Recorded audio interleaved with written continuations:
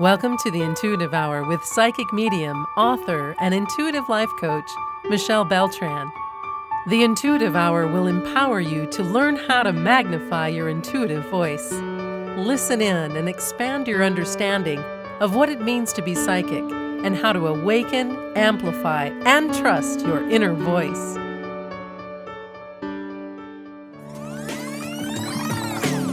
Michelle Beltran believes that all human beings have the capacity to develop and strengthen their psychic ability. In her book, Take the Leap, she shares her journey of coming to accept her own psychic gifts and explains the benefits that people will experience by building their psychic muscles.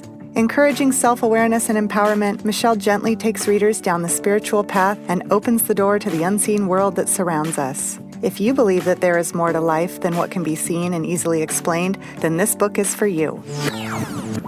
Michelle, welcome to the show. I'm so glad you could join us today. Thank you, Diane. It's an honor and pleasure to be here. Well, I really enjoyed your book, and I was curious, were you always interested in psychic phenomena growing up? Great question. I will say to you that looking back, it makes absolute sense that I come to this juncture of writing and sharing Take the Leap.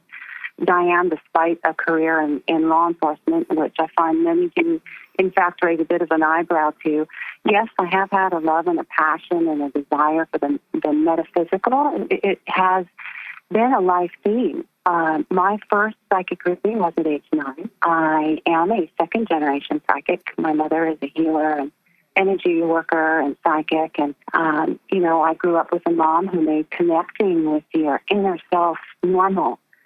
Meditation or creating a quiet space in whatever way that worked best for you was part of daily life, right? We had spiritual books strewn about our home, and it was safe to turn to them. It was safe to also have talks and discussions about human possibility, and it does indeed encompass more than just those things we know through our physical senses. And so the platform was there looking back. But all that said, this is a book really meant to, with the intention of teaching readers that they're psychic. It's an education and supportive tool.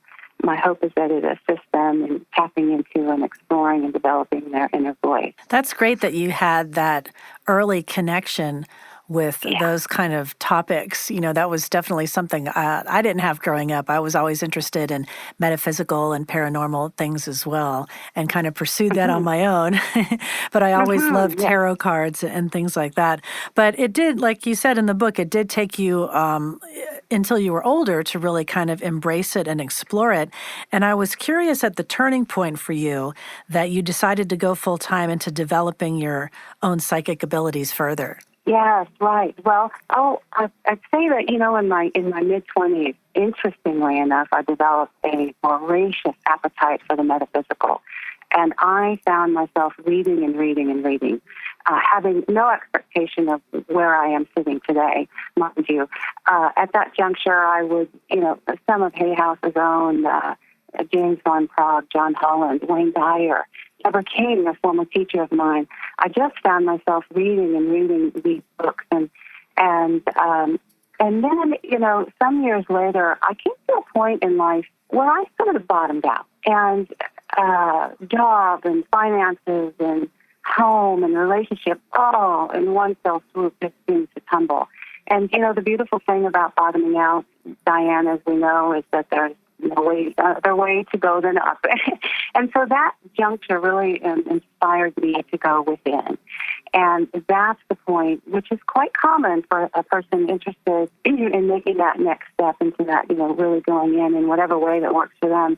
It's quite common for that to happen. And so that was my launch pad. Well, I really love the message in the book is that you believe we all have psychic ability and that we can develop it. And I've always felt that way as well. I think that all of us as humans have those abilities and we just either ignore them or kind of tamp them down or just choose not to develop that. And what are some of the first steps that you would suggest people can take to recognize their abilities and to start on that path of development? Right. Well, I want to first, before I get to that, I would like to add one real important point here, and that is that Take the Leap indeed includes a wonderful plethora of tips and tools and guided meditations.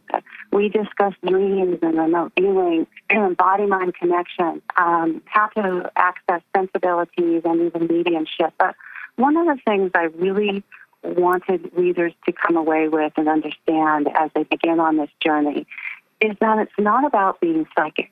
It's actually about self-actualization. First and foremost, set the intention, right? Just set that intention and desire to do it. As we've heard before, meditation is huge. It is substantial in that it allows us to quiet our left brain and our thinking mind. Those who are going to step into any modality, remote viewing, psychic reading, mediumship, whatever it be, the ones that are, in my experience, that have the most success are the ones who can quiet that left brain and that mind chatter, and that's done through meditation. Next, I would say get yourself into spirit development circles and read and learn all that you can, that you feel that pull to. Trust that pull that you do have, that feeling that you have for something that excites you. That is your inner voice speaking to you. So listen.